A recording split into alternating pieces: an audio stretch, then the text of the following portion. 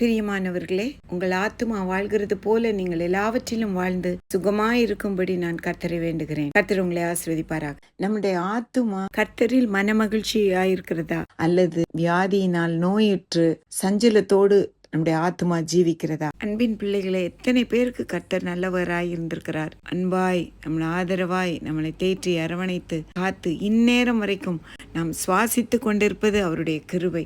அவருடைய ஆவி நமக்குள் இருப்பது கர்த்தருடைய கிருபை. இந்த பொல்லாத உலகத்துல கர்த்தர் நம்மை நிறைவாய் வைத்திருக்கிறார். ஆமென். சந்தோஷமும் மகிழ்ச்சியும் நிரம்ப நம்மளுக்கு கொடுத்திருக்கிறார். அன்பானவர்களே, எத்தனை பேர் நீங்க அதை நினைச்சு கர்த்தரை துதிக்கிறீங்க? இன்னும் மற்றவங்களை பார்த்து கொண்டிருக்கிறோமோ, அவங்க அந்த கார் வச்சிருக்காங்க, அந்த வீடு வச்சிருக்கிறாங்க அப்படின்னு.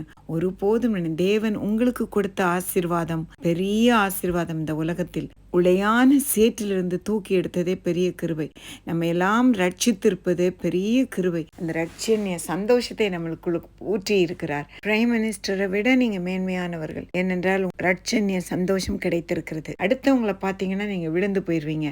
You look into your own life. God is so good and His love never fails. Keep thanking God for every breath, every blessing, seen and unseen blessing that God has poured into our life. Amen. கர்த்தரை எப்பொழுதும் நாம் துதித்து கொண்டே இருக்க வேண்டும். நிறைய பேர் இன்னைக்கும் கவுன்சிலிங்னு ஆலோசனை மையத்துக்கு போறதுக்கு காரணம் அவங்களுடைய ஆத்மாவில் ஒரு சந்தோஷம் இல்லை. அவங்களுடைய ஆத்மா மிகவும் வேதனைக்குள்ளா இருக்கிறது, டிசீஸ்டா இருக்கிறது. கர்த்தர் எனக்கு கொடுத்த ஆசீர்வாதம் போல் யாருக்கும் கொடுக்கவில்லை என்று அவர்கள் முதலாவது நினைக்க வேண்டும். தேவனை அதற்காய் துதிக்க வேண்டும். மற்றவர்களுடைய பிளெஸிங்கை நீங்க எண்ணிக்கொண்டிருப்பீர்களானால் வேதனை தான் மிஞ்சும். மற்றவர்களுடைய பிளெஸிங்கோ மற்றவர்களுடைய குரோத் அது பார்க்காதீங்க. தேவன் உங்களை எவ்வளவாய் உயர்த்தி இருக்கிறார். பண தேவையை சந்தித்திருக்கிறார். பொல்லாதவர்களுக்கு உங்களை விலக்கி இருக்கிறார். ஒரு ஆக்சிடென்ட்ல இருந்து காப்பாற்றி இருக்கிறார். வியாதி வேதனையில இருந்து காப்பாற்றி இருக்கிறார். கர்த்தர் அருமையாய் உங்களை படிக்க வைத்து வேலை வாங்கி கொடுத்திருக்கிறார். இத்தனை பெரிய தேவனுடைய பராமரிப்பிற்குள்ளாய் நீங்கள் இருக்கிறீர்கள் என்பதே ஒரு பெரிய கிருபை. So don't start blaming God. So keep praising God. நீங்கள் துதிக்கும்படியாய் உங்களுக்கு ஆசீர்வாதங்களை கொடுப்பார். துதிக்கு பாத்திரராகிய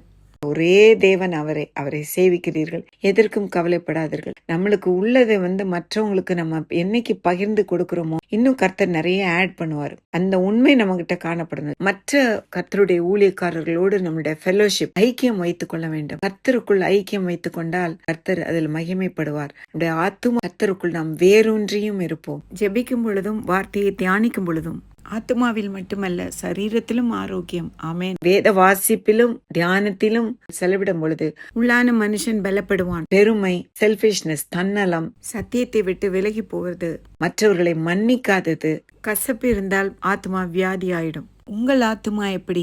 நோயுற்றதா ஆரோக்கியமானதா? சீர்தூக்கி பாருங்கள்.